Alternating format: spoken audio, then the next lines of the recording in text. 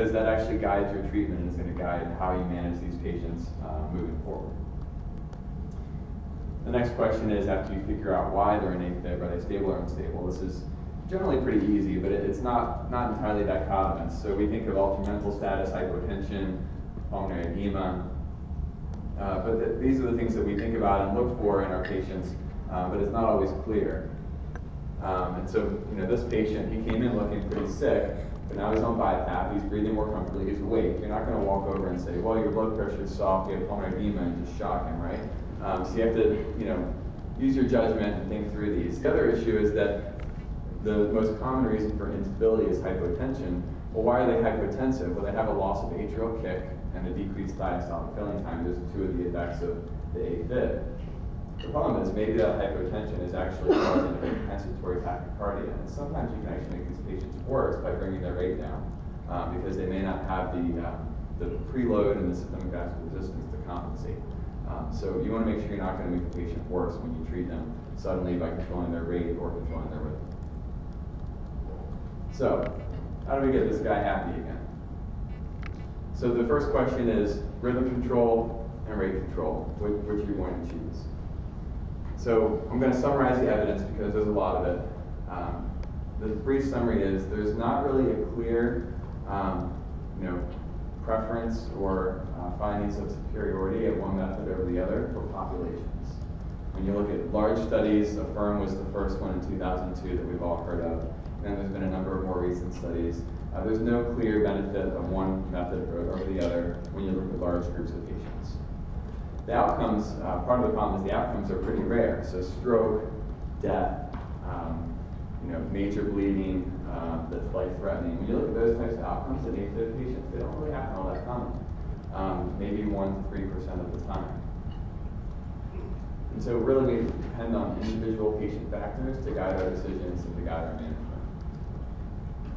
So when is rhythm control preferred? You have a symptomatic patient who feels the palpitations. It's a younger patient, more active, and it's paroxysmal or it's new onset. You also want to consider rhythm control in a patient who has CHF as a result of their AFib, because that's only going to get worse if they continue to have disorganized rhythm in their atria. The rate control patient is someone you decide on when they're more asymptomatic, when it's more persistent or recurrent, generally older patients, and then patients who aren't experiencing CHF from their AFib. So in our patient who's younger, healthy, he's active, he doesn't really want to be on blood thinners, we're going to talk about rhythm control. We're going to go the Canadian way. So onset less than 48 hours, obviously no recent strokes, no mechanical valves, and you want to make sure the patient's okay for sedation. No risk from that. Also, you can use rhythm control when the patient is already on anticoagulation for some other reason. Maybe they've had it before and they're already on blood thinners. So summary of the evidence between how to do regarding rhythm control. So ED cardioversion is safe and effective, and it will decrease your admission rate from the ED. And that from the ED line is important. We'll talk about that later. So first study, Ian Steele, Ottawa's aggressive protocol. They gave procainamide 1 gram over an hour, and then they monitored the patient. 60% of the time the patients went back into normal sinus rhythm just with that. If they didn't go back into normal sinus rhythm, then they would sedate the patient with propofol or fentanyl, and they would electrically cardiovert the patient. They discharged these patients within an hour after cardioversion. What did they find? Procainamide worked 60% of the time. If it didn't work, then electricity worked in 92%, and 98% of the patients went home within 5 hours of arrival to the ED. So this is one hospital in Ottawa, and so then Ian Steele looked back at multiple hospitals retrospectively, made a multi-center, and so just in annals in 2017, they found that 80% of the patients at all of these hospitals in Canada using this sort of standard practice converted to sinus rhythm. Half the time it was electricity was used, about 25% procainamide, and they actually found about 18% of the patients spontaneously went back to normal sinus rhythm while they were in ED. And 91% of the patients were discharged. It's a table of the results, but bottom line is they had over 1,000 patients on 30-day follow-up. They only had 1 stroke, no deaths, And that one stroke was actually an 81-year-old female who was already on Coumadin and left in normal sinus rhythm, which she spontaneously converted into. And then she ended up having a stroke. And when she had the stroke, her INR was 2.3, so it's a good figure. Arguments against rhythm control, however, many patients will spontaneously convert, either in the ED right in front of you or over the next few days. So the question is, do I really need to put them through this procedure? Some people are practicing their watch and wait sort of method, where they have the patient, if it came on 6 hours ago, they come into the ED, they're in AFib, they'll send them home and have them come back the next day, and if you're still in AFib, then we'll cardiovert. Other arguments against rhythm control, like I said, that list of studies of long-term outcomes, they don't consistently show any benefit in terms of adverse outcomes, major bleeding, major complications. Another argument against rhythm control is that the patients might go back into AFib. So why did they go back? Why did they go into AFib in the first place? And you put them through this procedure, you cardiovert them, and then you discharge them home, and then that night they go back into AFib. So arguments favoring rhythm control, well, there's the argument of patient quality of life. If they're symptomatic from it, or if they may develop decreased exercise tolerance, or if you're going to put them on a beta blocker, or have more blood thinners, that affects a patient's quality of life.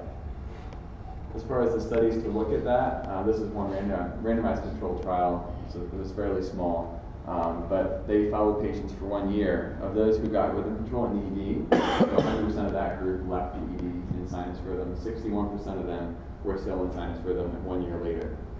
Of those who left the ED rate control, 90% of them were still rate controlled 1 year later.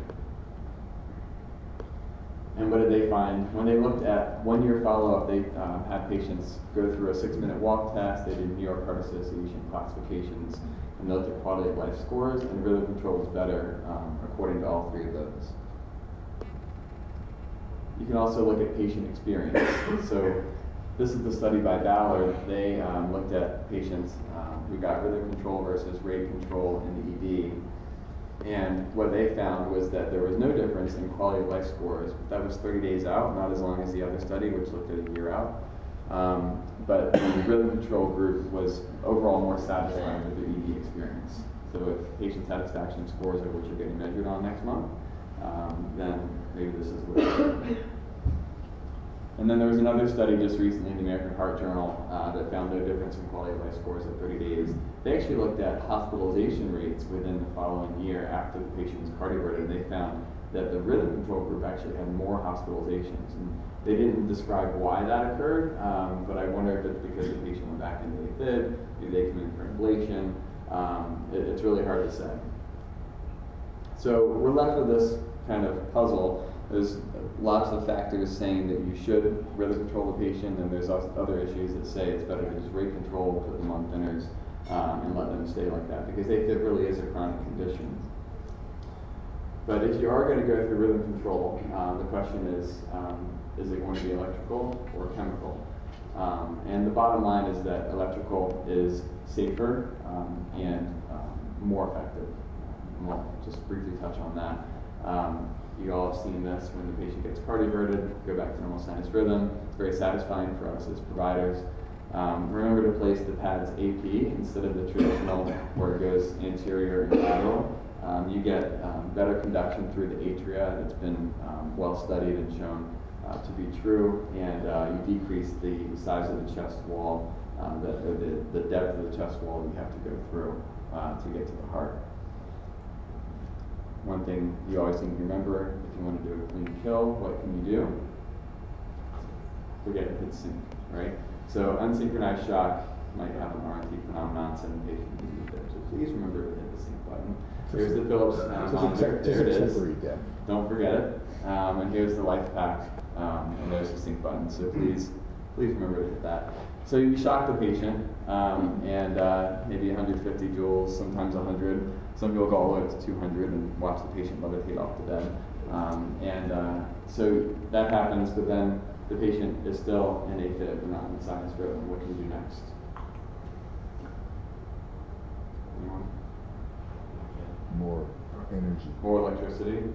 You can also push down on the chest, and this actually has been They've been small studies, it's mostly anecdotal, but I just grab a box of gloves off the wall and I just push down on the patient's chest, apply some pressure. You just decrease the size of the wall of the chest there and the depth you have to go through.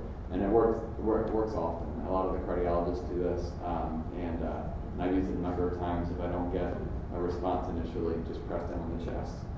Maybe take off your jewelry or something before you do that. And it's pretty simple.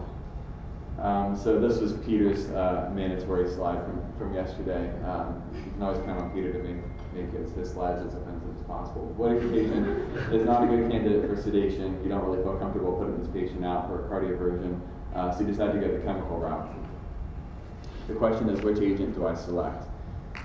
I'm going to summarize the evidence for you here. Basically, propanamide is probably the best in terms of safety profile and effectiveness. It's about 60% effective, which isn't great, but the benefit is that really the only side effect is going to be hypotension, and you're not going to make the patient worse with propanamide in general. It's pretty easy to dose. It's 1 gram running over an hour.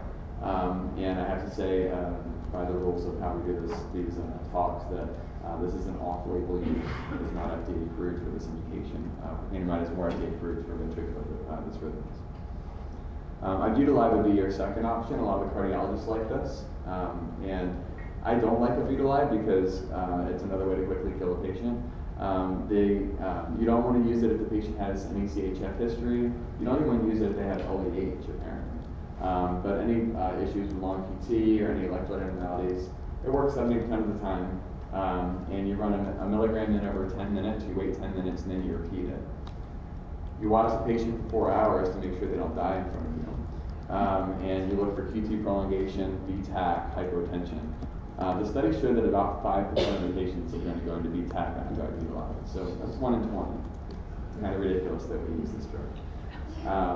One thing that's helpful though is magnesium reduces your risk of VTAC from ibutylide, and it also increases the effectiveness in cardioversion, which I found really interesting. And you can run in 4 grams before giving the ibutylide, and then 4 grams during or after the ibutylide is going in. So speaking of magnesium, this is a drug that's near and dear to my heart. I'm generally looking for reasons not to use magnesium in my patients. For asthma, COPD, AFib, whatever it may be. It's a great drug. And I'm going to summarize briefly for you the evidence, but Josh Farkas, who's in the room, is going to talk in a little bit, has a great blog post on this from a couple of years ago, and PalmCrit, which is a branch off of MCrit, with which many of you are probably familiar. But this is a great summary. The summary that Josh talks about is that it is very controversial. There's very little evidence out there. And why is there so little evidence? Because it's cheap and it's safe. Like most of the drugs that really work, we don't really have evidence for them. So magnesium is effective for cardioversion. This is one of the tables from the meta-analysis. And it's really hard to read, but rhythm control is the outcome that's being measured. And you can see it favors treatment. Everything on this side of the line favors treatment with magnesium.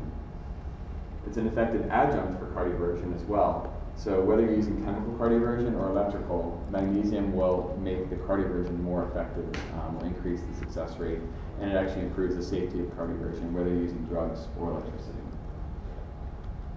It's also effective for rate control. So a lot of times if I'm just checking labs, getting an IV, I'll just start running some magnet on the patient because they may get rate control from that while I'm getting everything else set up and making a decision with the patient about rhythm control versus rate control. This is, again, a study looking at that, and everything over here favors treatment, and the outcome here was rate control. And of all the medications that we use for AFib, magnesium actually has the best safety profile. So it's more safe than beta blockers and calcium channel blockers in terms of what's going to cause hypotension, amio, and there are no pro-arrhythmic effects from MAG, and it actually reduces the risk of arrhythmia from other drugs. Why are we talking about amio? Well, many of us use amio for AFib for a number of reasons. I won't go into it too much because some of our sponsors in the back right outside, but there are a number of reasons that we use amio, and it's fallen out of favor, and I think it's a good thing that we're using less of it. It's less effective for cardioversion. In terms of rate control, it takes a long time. It's basically recommended by the AHA when other agents have failed. Remember that the rate control dose is different than the rhythm control dose. If you're trying to cardiovert the patient, it's 150 over 10. If you're trying to do rate control, it's 300 over an hour. But again, I don't use it very often. Central line is usually preferred because of the risk of extravasation. And now we know you don't have ventolamine all the time. You have multiple adverse effects to look out for. Not quite as bad as Albuterol, but they're still there. There's other medications that the cardiologists will use on an outpatient basis. I won't go into those very much because we don't use those in ED. So that's rhythm control, electrical or chemical. Electrical is favored is the bottom line. It's something we do all the time in sedating patients, cardioverting them. It's simple. It's fairly low risk. So that would be my choice if I'm going to rhythm control a patient in ED. So this patient that is asymptomatic and just came in for his colonoscopy, we decided to rate control him. So our choice is beta blocker versus calcium channel blocker. So another way to do a clean kill in your patients is to go ahead and rate control them with this EKG. Why is that? Yeah, so this is WPW. And the best way to just kind of keep an eye out for WPW is to keep in mind that AFib goes at a rate, uncontrolled, at a rate of 140, maybe 150 at most. It generally doesn't get up that high, over 170 or 180. So if you have a patient in AFib up to 200, then you should take pause and wonder, could this be WPW? You don't only see the delta waves in the EKG with AFib. But if you have an old EKG, you may be able to look back and see some delta waves in those patients, or ask them about it if they've been diagnosed with it before. So AFib patient expected, just go straight to electrical cardioversion. Again, procainamide is safe in these patients, and so you could use that as a chemical cardioversion. But this is your bread and butter, AFib, rapid ventricular response. You're going to choose beta blocker, calcium channel blocker. Cliff notes summary, the safety in beta blockers, you want to avoid those in asthma patients. Actually, people avoid them in COPD, but the studies actually show that you don't have to do that. It's more the bronchospasm of reactive airway disease and asthma where beta blockers are a problem. And calcium channel blockers, you want to avoid those in CHF, anyone with an EF less than 40%. If you do have CHF in your patients, then generally you'll go towards something like digoxin or the evidence, again, studies are small. Many of them are weaker methods. Many of them are done outside of the emergency department. And the outcomes are things like time to rate control, adverse events, length of stay. In general, diltiazem wins. Metoprolol is a close second. Diltiazem is superior to metoprolol in terms of time to rate control and effectiveness. But in a patient who has a history of coronary disease, or you're concerned about angina, then you want to go toward metoprolol. And also you just want to consider when you're starting a medication in ED, what will they go home on, and then what's going to be the best medication for them long term. Most of you are familiar with the dosing. Most providers don't use the package insert dosing of diltiazem just because of the risk of hypotension. A lot of us will just use 10 milligrams, slow IV push over a couple of minutes, and then increase the dose and then start the dose around 10. What's the target heart rate? What do you go for when you're doing rate control? What is it? Less than 110 for discharge is institutional. Great. Less than 100 is what AHA recommends. Perfect. Yep. So we used to go to 80, but there was a study that looked at strict versus lenient rate control, and they found no difference in adverse events or other outcomes. So yeah, we go for 100 in a patient with a normal EF. If you have CHF, then we do try to go down toward 80. That's recommended by the AHA guidelines. So I gave a beta blocker, it didn't work, and I switched to calcium channel blockers, or vice versa. Do we do that often? No, so that's another way to do a clean kill. So the answer is no, because combining them can cause a complete heart block. Sometimes the cardiologist will come down and tell you to do it, and I generally refuse and go toward digoxin or something like that as an alternative, because you don't want to block both parts of the AV node and cause complete heart block. Transitioning to orals, generally around 60 to 120 for diltiazem, and then metoprolol you dose it based on kind of where you got a response with the IV medication. So we're almost done. We've either controlled the rate or controlled the rhythm, but we have to think about anticoagulation now, because now we're going to send these patients home oftentimes, and so we have to take responsibility for their anticoagulation, their stroke risk. This is one of the key points of this talk, and this is something that I learned from preparing for this, is that we send patients home with anticoagulation risk stratified regardless of the rhythm. So the studies that Ian Steele conducted in Canada, and a lot of the things that they're doing in Canada, they send the patient home converted to sinus rhythm, but they don't start them on anticoagulation because they've been less than 48 hours, and oh, all right, here's a problem, go to sleep, shot, send you home, you're done. They kind of wash their hands of it. That's actually not recommended by the European guidelines nor the AHA guidelines. The recommendation and the evidence does show that patients should be given anticoagulation at least for 3 to 4 weeks, even if they're back in normal sinus rhythm, to reduce the risk of stroke. And that should be started at the time of EP discharge. And that is a class 1 recommendation of the AHA. So we have to weigh the benefits and risks of anticoagulation in terms of stroke risk versus bleeding. So for stroke risk, we want to use the CHADS VASC or the CHADS-2 VASC score.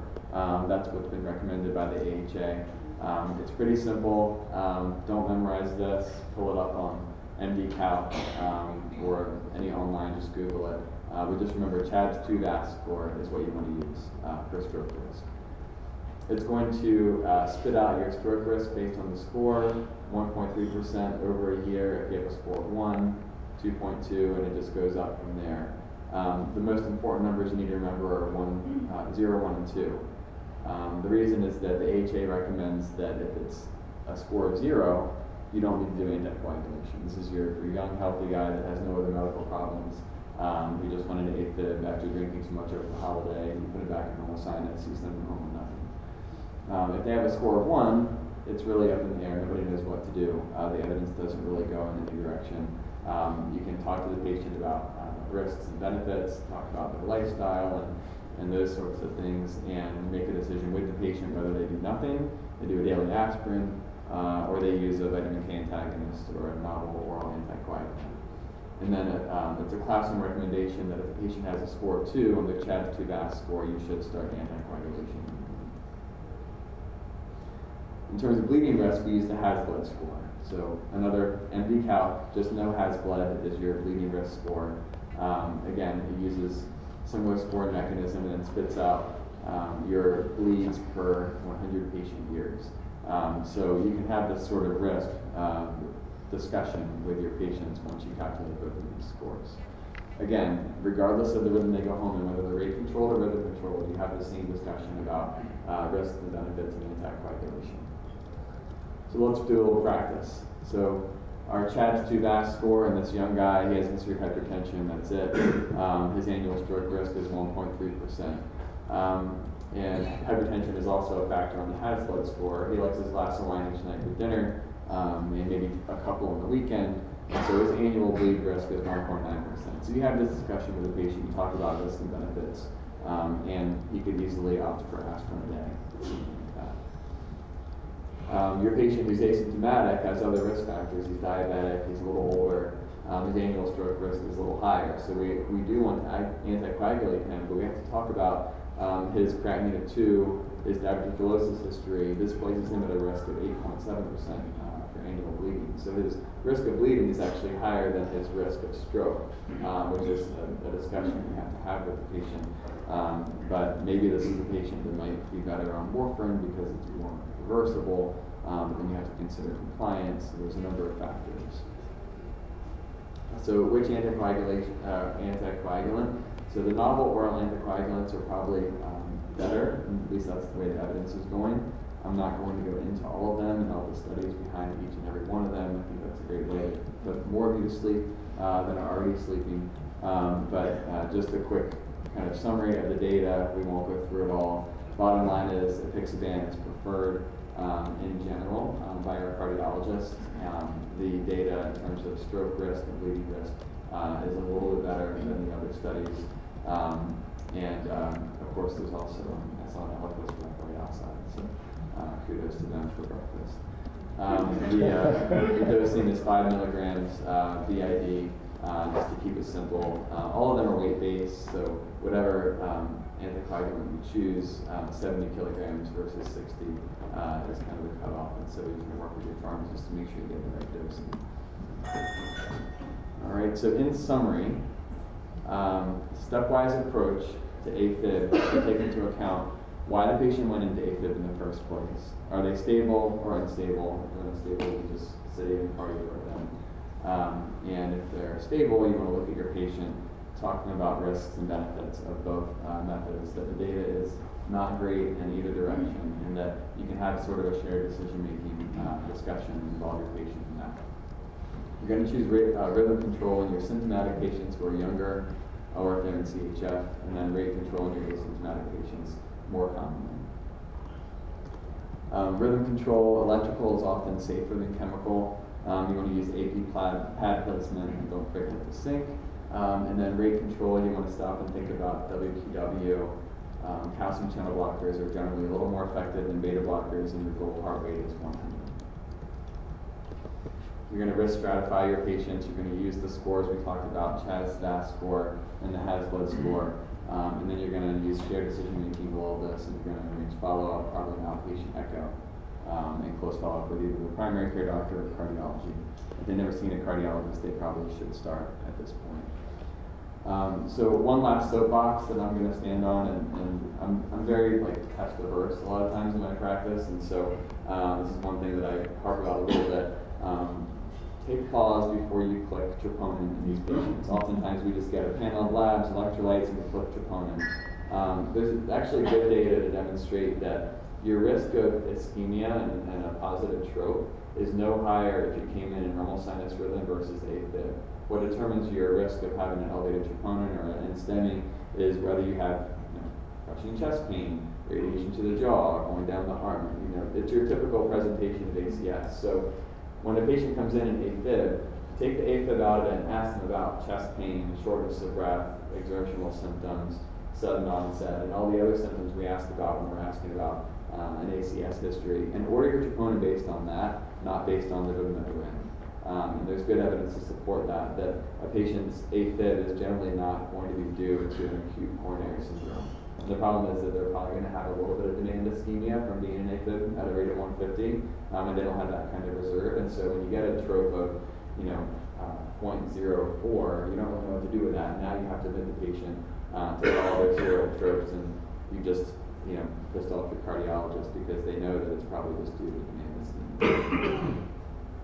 Also, there is good evidence to show that a TSH is not indicated that the patient is not having weight loss and night sweats and all the other symptoms of thyroid disease.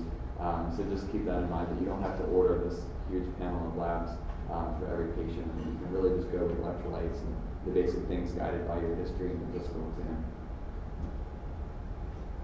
So one quick story while we have time. So as I'm preparing this talk, of course, going through all the evidence and really starting to understand the literature, I feel like I know AFib. And then I'm on my shift in core AC about a month ago, where we have the acute care side and running around. It's a busy day. And I get that text message from my mom. It's like, great, that's a good one. And the worst part is that I've been doing this for 15 years, and I've been telling her it's not an ER, it's an emergency department. And so I get a break, I give a call, and of course she's taking my dad into the emergency department. Here's my dad right there with my daughter. This is after we took the ferry across the lake just a few months ago. Thanksgiving. So my dad has paroxysmal AFib. He was diagnosed about 4 months ago, and he was rate controlled initially. Then he went back into normal sinus, and he felt much better. He initially presented with shortness of breath and that sort of thing, and they found the AFib. But he went back into it pretty quickly. My dad likes his Coors Light, by the way. So that's probably why he stopped drinking, and he's been in normal sinus rhythm for the most part. But during my shift, he went into AFib. He had the palpitations. He felt short of breath, and so she was taking him in, and I said, "Great, yeah, have him gone in." And he had stopped his beta blocker because he was having side effects and didn't like the way he felt on it. And his blood pressure was well controlled and his rate was fine. So really he's just on an aspirin, or actually no, he's on Eliquis now, he's been on that. And so they're in the ED, he's in AFib, he doesn't like the way it makes him feel, and so my mom's asking me, you know, they rate controlled him, they gave him his beta blocker again, and now he's at a rate of 90, and he's feeling better, and the emergency physician is asking him, do you want to be cardioverted or not? And I'm like, damn, it's a lot different when it's your parent on the phone. Because for me, I would just talk the patient into being cardioverted, put him back in sinus rhythm, send him home. Makes me feel good. I fixed the problem. My wife says I'm a fixer.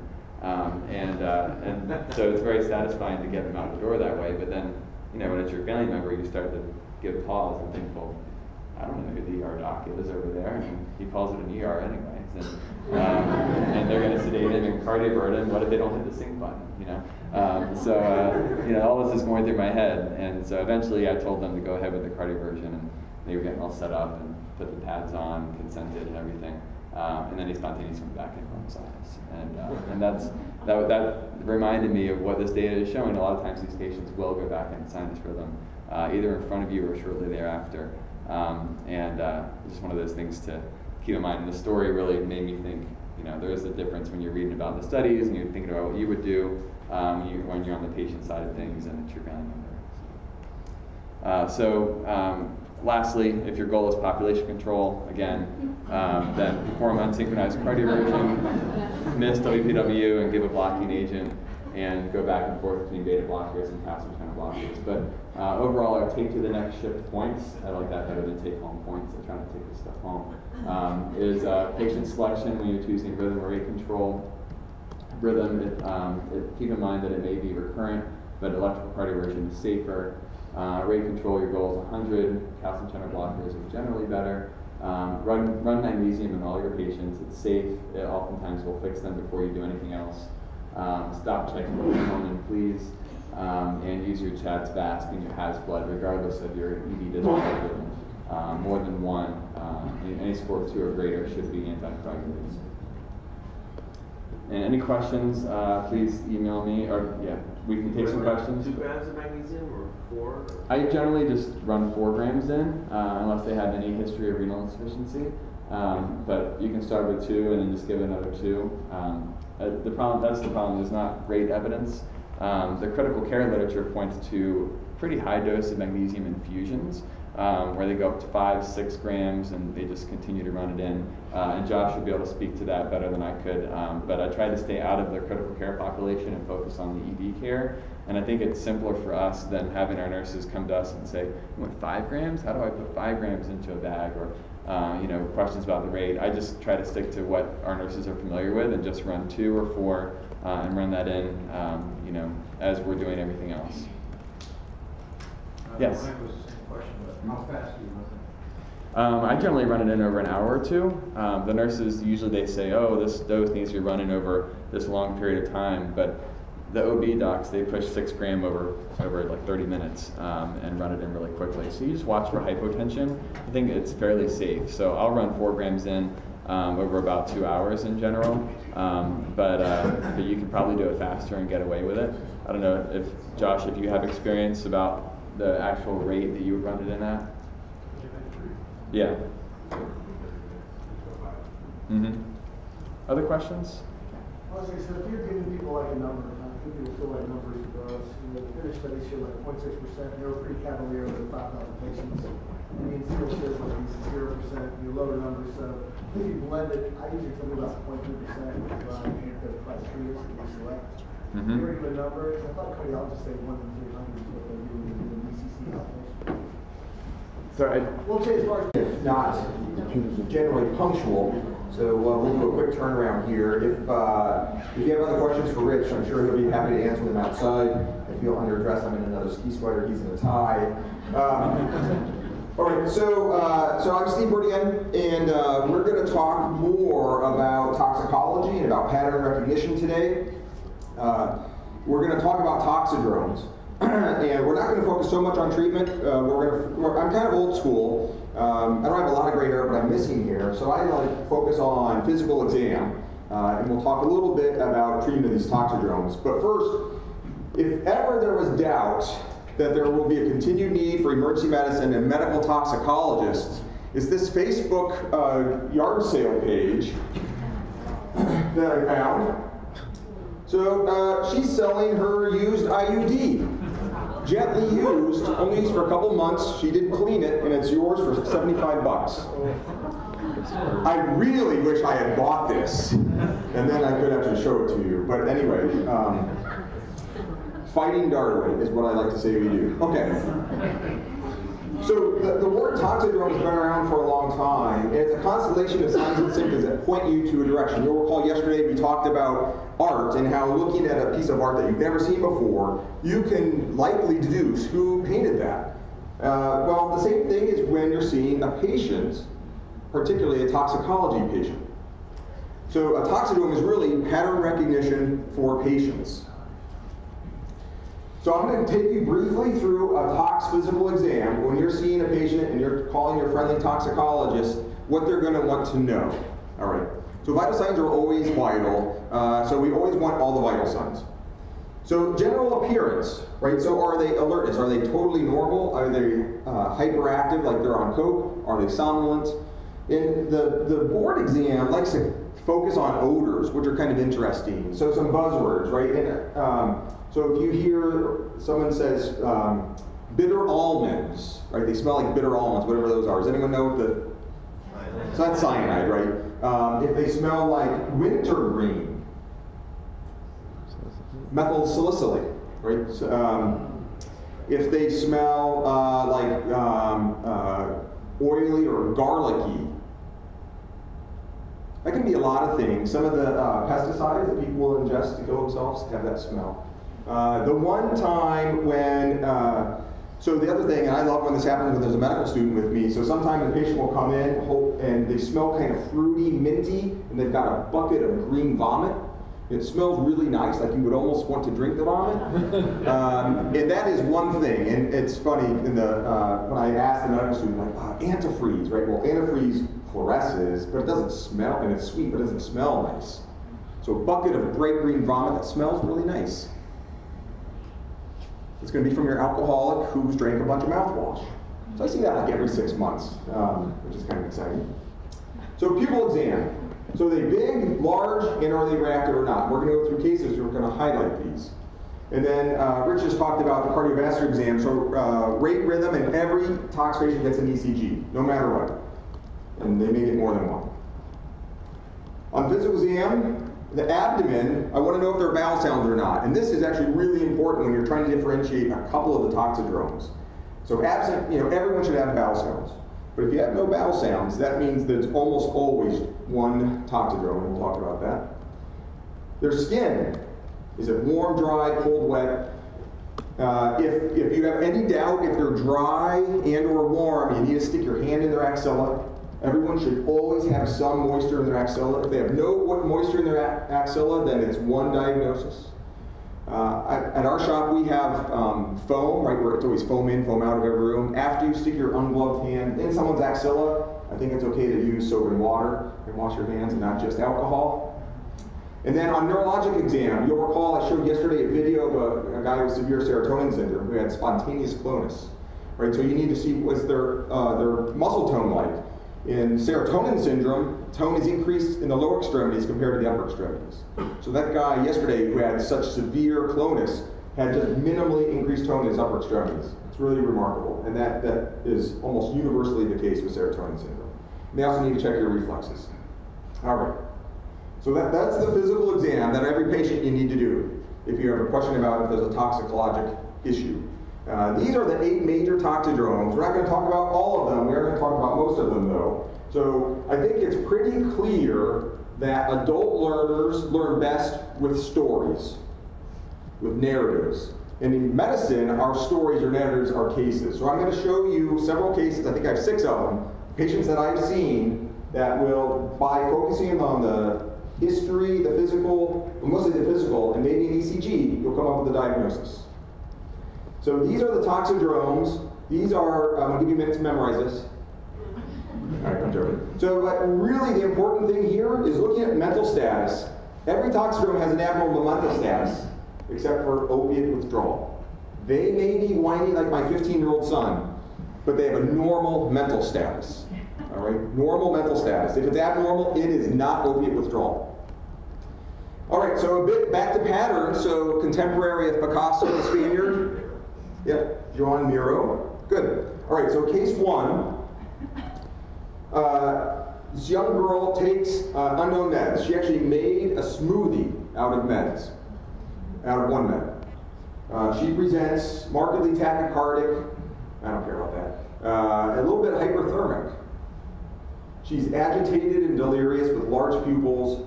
There's no sweat anywhere, no axillary sweat. She has no bowel sounds. This is her ECG. So she's got wide QRS, she's got an R wave and AVR, she has a deep S wave and 1 and AVL, tachycardic. So on her tox exam, it's markedly, everything's abnormal on her tox exam. So what's the diagnosis? Anticholinergic. I heard it. So this is anticholinergic toxidrome. The other thing that you'll find is urinary retention. So if you really want to look like, well, make your nurses happy, I'm married to a nurse, full disclosure. If you want to treat it with physostigmine, stick a Foley in first, because they always have a liter of urine. And she ended up seizing and dying after she made a Benadryl smoothie. So the toxidrome is known from medical school, you'll recall, as these, right? Now keep in mind, we call it the anticholinergic toxidrome. That's really a misnomer. It's anti-muscarinic, right? Keep in mind, there are two types of general types of cholinergic receptors. There's nicotinic and muscarinic. So this is anti-muscarinic toxidrome. And I say, what about the nicotinic receptors? Like, do we have something that's anti-nicotinic? We do. In fact, those are the neuromuscular blockers. Right? So pancuronium, rocuronium, those are cholinergic anti-nicotinic receptor. Anti-nicotinic, yeah, they focus on the nicotinic receptors. All right. And of the anticholinergic toxidromes, diphenhydramine is still the most common. Quetiapine has a bit. We occasionally will see batches of heroin, even though they almost 70% now have fentanyl analogs. We will see some like scopolamine occasionally in the heroin in Worcester, and they'll be anticholinergic as well. So how do you treat these?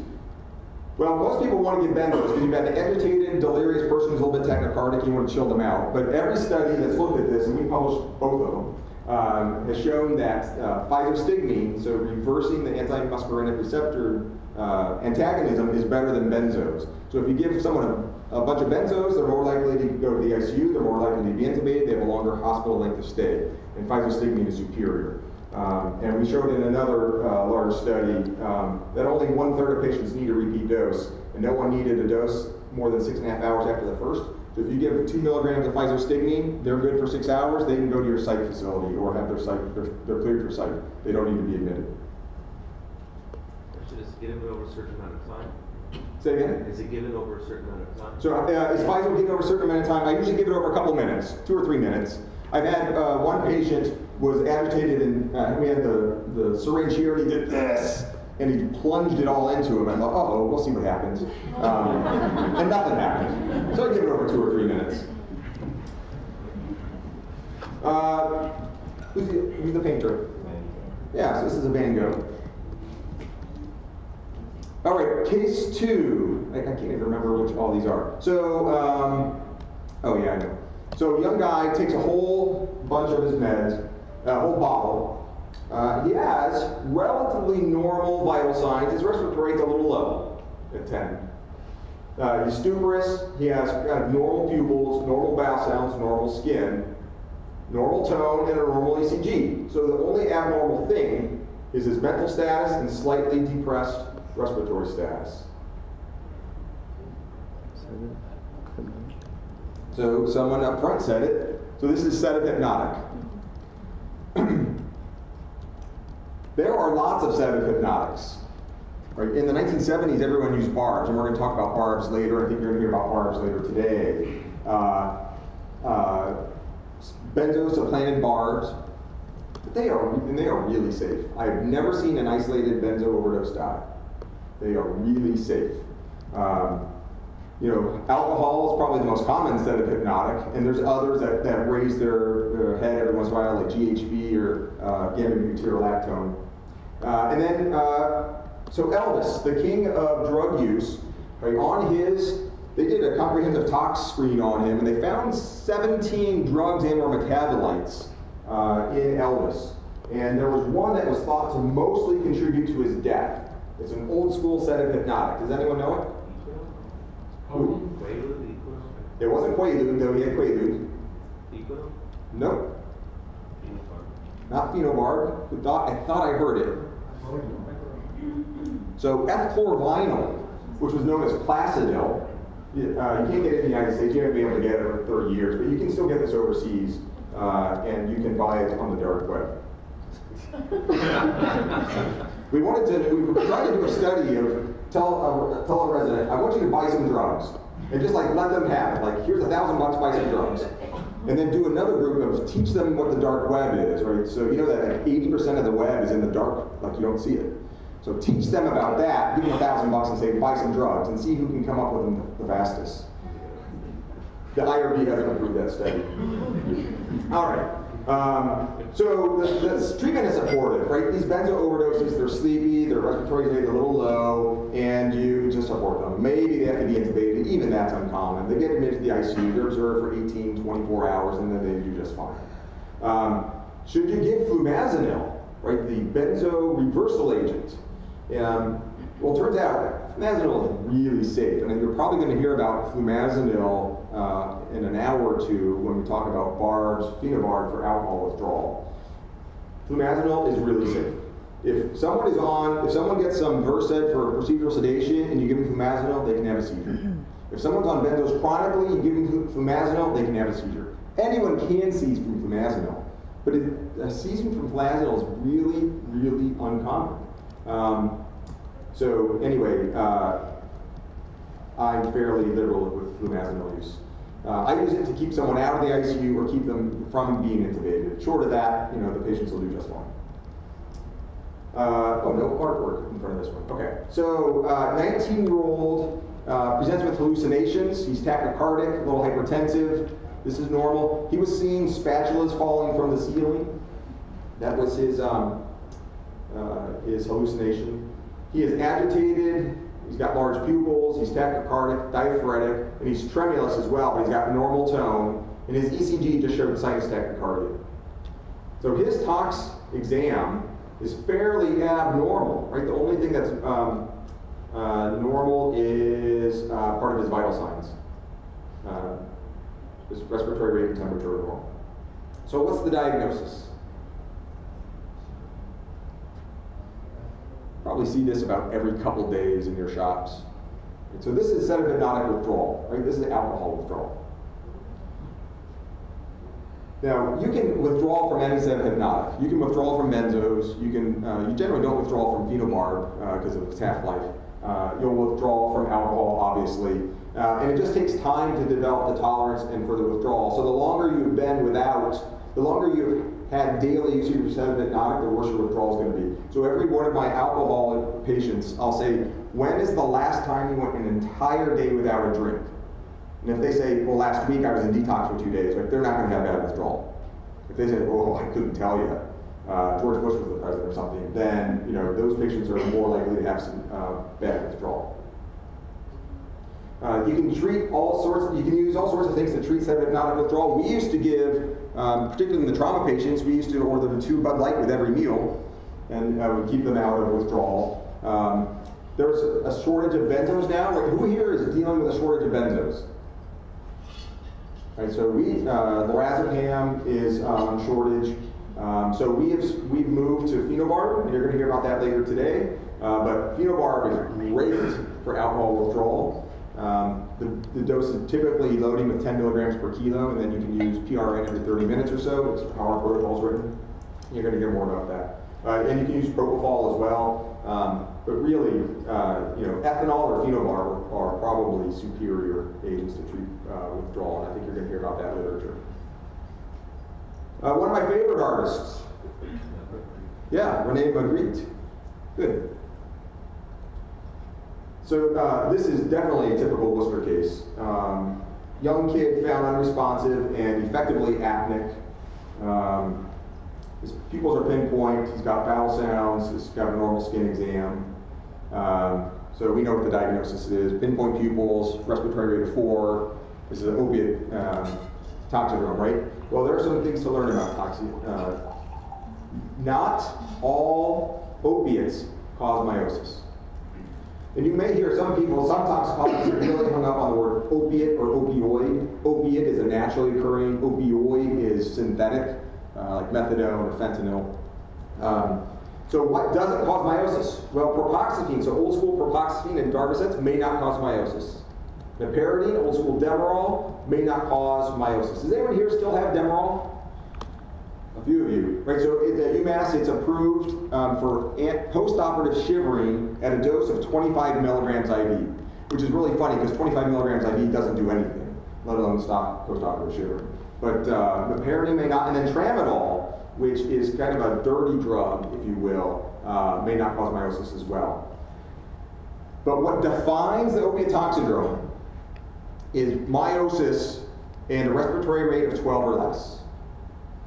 So you do not have, occasionally a patient will be somnolent, they'll have swollen pupils, the respiratory rate's 16 or 20, and people will say, I think it's opiate intoxication. No way, that is not opiate. I suppose if someone had an opiate overdose and a simultaneously large aspirin overdose, that could happen, but I've never seen that. So what are the kind of the important points about opiate toxicology is beware of buprenorphine in kids. Suboxone in kids kills them, right? So Suboxone is buprenorphine and naloxone. It's meant to be absorbed in your mouth or sublingually or your buccal mucosa, right? Because the buprenorphine is absorbed well, the naloxone is not. But they make it like that, right, so they don't crush it and inject it, in which case you'd be getting IV naloxone. So kids are exploratory creatures. If they're poorly supervised, which leads to this happening, right? They're found with a pill in their mouth. Someone, the boyfriend usually, comes and sweeps in. I saved them. I found the I got the Suboxone out of their mouth. Well, that kid was a setup for an overdose, right? They had it in their mouth. They absorb buprenorphine. They get no naloxone. So we've had a number of cases that happens, and the kid dies at home. We've had 2 cases where they were brought to an ER. They were recommended to be observed. They weren't. They were discharged. They were found dead at home. So any buprenorphine or Suboxone exposure to a kid is an automatic admission. Who's this? Painted in impressionist fashion, lots of purples, right? So this is Claude Monet. All right, I'm right behind. Young guy, found apneic. He gets 2 milligrams of sub-Q naloxone, even though now it seems like everyone's getting intranasal. So he is now a bit obstreperous and vomiting, with piloerection, increased bowel sounds. So we all know what this is, right? So this is opioid withdrawal, and again, the mental status will be normal. So what can you do with someone who's in opioid withdrawal? So this happens occasionally, especially if someone's incarcerated, they're going through withdrawal, they're miserable, the corrections officer brings them in. You can do nothing, you can give them something. If you want to manage them the best, probably the best way to do it is give them 10 milligrams of IM methadone, and you can send them back. And I say IM rather than orally, right? Because if you give them orally, they've been vomiting, then they'll go to the back and they say, I vomited up my methadone, I need more, right? But they can't do that if you give it to them IM. So 10 milligrams IM methadone will largely reverse their withdrawal. You're not going to hurt anyone, especially an opiate addict, with 10 milligrams of methadone. I won't say you won't hurt anyone. You won't hurt an opiate addict with 10 milligrams of methadone. We don't have that at our hospital because can you use catechers? That all happens? Nah, catechers is horrible. Right, the treatment of opiate withdrawal is time and opiates. So I know they get all that stuff, right? They get like 5 different meds, and it doesn't really do anything. Now the other interesting thing is, I don't know if you've ever had this. Someone's been clean. They withdrew on their own. They say, I want to go to detox to help stay clean, but I haven't used it in a couple days, and my urine will be clean, and they won't let me in detox with a clean urine, which I think is just this crazy thing. So If you give them 2 Vicodin, 10 milligrams of hydrocodone, they'll pop positive. If you give them 5 or 10 milligrams of oxycodone, they won't. Because the drug screen, most do not look at oxycodone. It has to be very high concentration in order to trip the drug screen. So you give them 2 Vicodin, and then they'll be able to get into detox. Who is it? The Teenage Mutant Ninja Turtle. Not Michelangelo. Raphael, that's right. You can tell by the cherubini at the bottom. That's a Raphael. I think it's the last case. Young guy with abdominal pain comes in with markedly abnormal vital signs. Everything's abnormal. This was a great case. He's delirious, large pupils, normal bowel sounds, diaphoretic and tremulous like you wouldn't believe. So what's the diagnosis? So serotonin syndrome is a good guess, except his muscle tone and reflexes are normal. So this is adrenergic toxidrome. So here is he was complaining of abdominal pain as well. So we got a flat plate, and you can see that he's got his cell phone in his pocket.